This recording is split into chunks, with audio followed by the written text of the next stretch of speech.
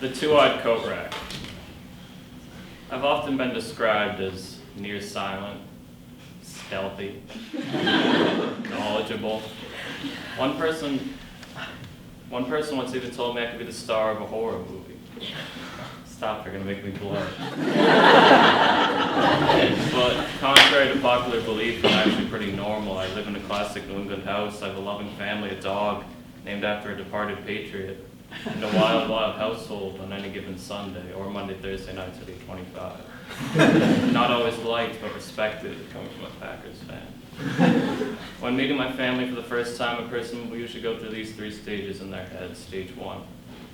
Wordlessly look over the 5 members and come to these conclusions. My dad's the alpha male, even though he's about 5'9", 160 pounds, he's strong.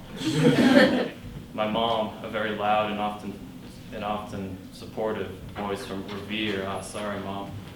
Revia. My sister, loud, supportive, very talented. My brother, loud, supportive, very talented. And there's a guy in the back there. Sorry, I thought that was a coat rack. Is it a coat rack? Yeah, never mind, that's just a coat rack. I love my family, each member, the dynamic. I wouldn't want it to be any other way. But sometimes I wonder what would it be like to be the loud one. The one that people actually remember when they leave the house, the anti-coat rack, if you will. I used to be able to do this through sports. Back in 4th and 5th grade, I was God. Simple as that. I could throw a baseball harder than anyone. I could hit threes like Bird in his prime, and I could throw a tight spiral through a donut hole. For 6th, 7th, 8th grade, I was an average athlete. And then I got to high school. I was surrounded by 200-plus pound Doug Rodiers, and I'm 5'10", 21 pounds. I was simply out-hustled, outworked, outperformed, and outskilled in sports. But it was okay though, because 2 years ago I found a new passion of mine, sports writing, college basketball in particular.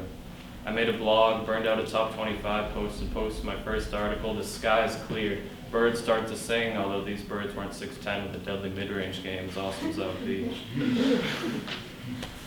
For the first time in a while, I felt a rush, an excitement that I hadn't felt in a while. Like my post was a bullet train flying through cyberspace, making loud, interrupted, but educational stops along the way. I just kind of sat there for the next 20 minutes perplexed. How many ESPN awards can you hang on a coat rack?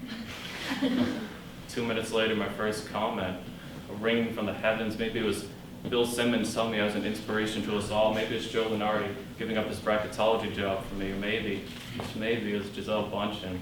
I had enough of Tom Brady and wanted some of this.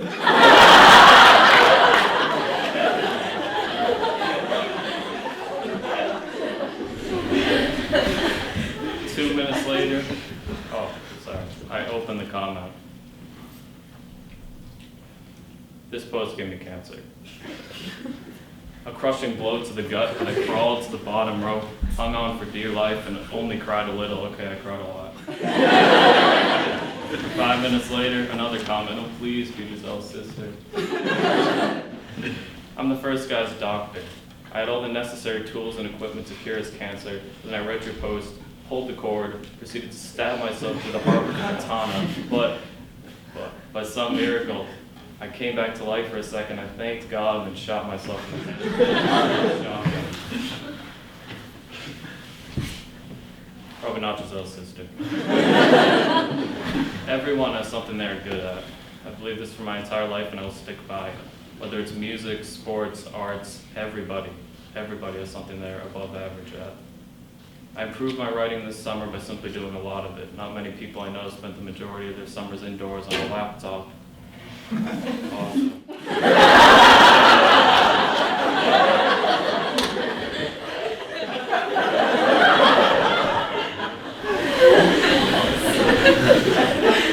But it was either that or go outside and do labor work. Me plus shovels plus boots is not a winning situation for anybody involved. I'm never going to be the most remembered guy in school, the loudest, the one people never forget. But through a ridiculous, albeit unconventional murder-suicide by a doctor, may he or she rest in peace. I found real passion in mine. Now scratch that, it's deeper than that. I found my voice. It wasn't the most powerful voice, the most influential voice, but goddamn it was mine. For the first time in my life, I could feel proud of something I had said. something I'd show the world, something I didn't want to shy away from.